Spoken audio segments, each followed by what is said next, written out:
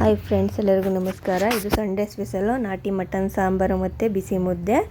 ಅದಕ್ಕಿಂತ ಮುಂಚೆನೇ ನಾವು ಸಂಡೇ ಬೆಳಗ್ಗೆನೇ ನಾವು ಆರತಿ ಕುಡ್ಕೊ ಹೋಗಿದ್ದ ತಡೆ ಹೊಡಿಸ್ಕೊಬರೋಣ ಅಂತ. ಇಲ್ಲೆಲ್ಲ ಪೂಜೆ ಎಲ್ಲ ಮಾಡಿಸ್ಕೊಂಡು ದರ್ಶನ ಎಲ್ಲ ಚೆನ್ನಾಗಾಯಿತು. ಅಷ್ಟೇನು ರಶ್ ಇರಲಿಲ್ಲ, ಸಂಡೇ ಆಗಿತ್ತು. ಆದರೆ ರಶ್ ಇರುತ್ತೆ ಅಂದ್ಕೊಂಡು, ಆದರೆ ರಶ್ ಏನು ಇರಲಿಲ್ಲ. ನೋಡಿ, ಏನು ರಶ್ ಇರಲಿಲ್ಲ.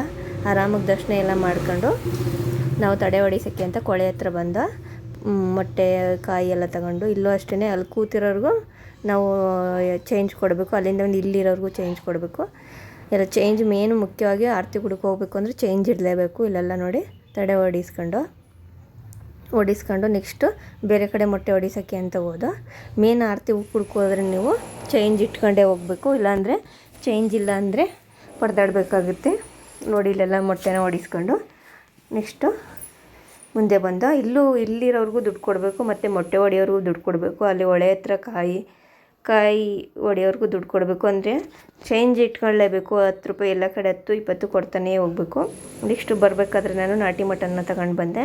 ಅದನ್ನು ಸಾಂಬಾರು ಮಾಡ್ತಾಯಿದ್ದೀನಿ. ಮೊದಲು ಒಂದು ಕುಕ್ಕರ್ಗೆ ಎಣ್ಣೆ ಹಾಕಿ, ಎಣ್ಣೆ ಬಿಸಿ ಆದಮೇಲೆ ಚೆನ್ನಾಗಿ 2-3 ಸಲ ತೊಳೆದಿರೋಂಥ ಮಟನ್ನ ಹಾಕಿ ಚೆನ್ನಾಗಿ ಫ್ರೈ ಮಾಡ್ಕೋಬೇಕು. ಇದು ನೀರೆಲ್ಲ ಹೋಗೋ ಥರ ಚೆನ್ನಾಗಿ ಫ್ರೈ ಮಾಡ್ಕೊಂಡು, ಇದ್ರ ಜೊತೆಗೆ ಸ್ವಲ್ಪ ಉಪ್ಪು ಹಾಕಿ ಚೆನ್ನಾಗಿ ಫ್ರೈ ಮಾಡಬೇಕು. ನೀರೆಲ್ಲ ಬಿಟ್ಕೋಬೇಕು. ಆ ಥರ ಫ್ರೈ ಮಾಡಿ ಇದಕ್ಕೆ ನಾನು ರುಬ್ಬಿರೋಂಥ ಮಸಾಲೆನ ಹಾಕಿ ಮಿಕ್ಸ್ ಮಾಡ್ತಾಯಿದ್ದೀನಿ.